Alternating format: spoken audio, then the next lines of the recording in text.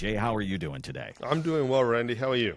I'm good. I'm good. Now, Good. you mentioned to me that you did, the reason we call this Clear Skies Retirement Radio is because you are a pilot and you did a night flight the other night. Tell me about that. Why are you doing things like this? I did. So it's called currency, right? Basically, are you current to fly? Various different types of flights. And for night currency, if you want to, you can go flying by yourself and there's no currency requirements, no big deal, right? But if you want to carry passengers, you have to have done 3 takeoffs and landings at night in the last 90 days, right? All right. And it had been a while since I'd done some night flying, so I went up with an instructor. And I mean, it's just a different element.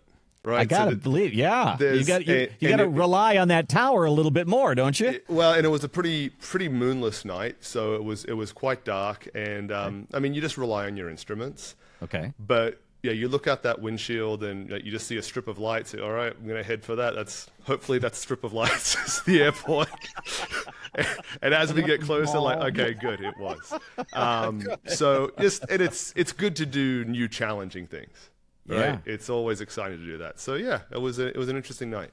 Well, there's so many correlations between what you do and we talk about financial planning. I mean, when you look out the windshield, you see nothing but dark, and then you look down and you see your instruments and it's telling you where you are. I mean, in a way, we kind of fly blind a little bit because that's not what we have done all our lives, is be a financial advisor. We've just been packing money in there, and we're looking for indicators to tell us what to do as far as our retirement and our money is concerned. And it's good to have somebody up in the tower to help you out. Yeah, a calming voice. Exactly right. And we spoke the other day about the volatility that's been in the markets and things like that recently, and coming back to the fact that if we've done our financial planning the right way, if we've invested aligning with our risk tolerance, if we've taken care of our income needs that we need, right, then it's about trusting that and following through with it, even when things feel weird, even when things feel uncomfortable. And it is like flying. Whether you're in the clouds or whether it's nighttime, your body will lie to you about what you think is happening in the plane. It's part of being human, right? It'll feel like the plane's climbing or it's diving or you're going left or you're going right, and that's never what's really happening, right? You're being thrown off because of the sensations that you feel are telling you something else. That's when it's important to go to your instruments, because your instruments are going to tell you that's where your planning has been done. That's where all your data should be coming from. And you go straight back inside the cockpit and you say, I know it feels like this is happening, but I know it's not because of what my instruments are telling me. And you have to override that desire to react to kind of your base instinct. And it's the same with your investments, right? Yeah. If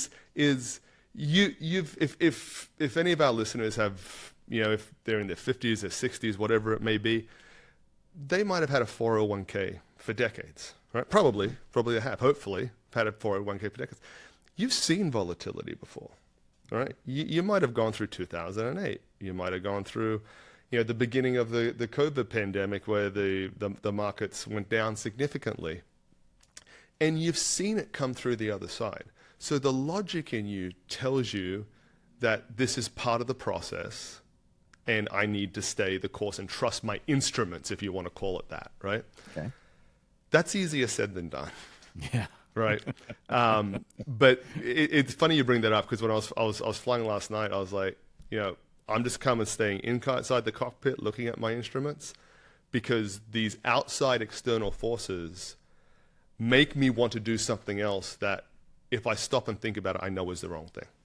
Yeah, I think that we have that same kind of thing happening with all of us. We look at the outside forces, that's that financial news, and it'll cause us to panic, and maybe we shouldn't, or they'll tell us to do something, and it's not really for us, and those instruments aren't really for us. So there's a lot of correlations there, and what we try to do is have somebody on your side, a financial professional in your life that's doing this specifically for you, not these broad brushstrokes that we see out there online and in the media.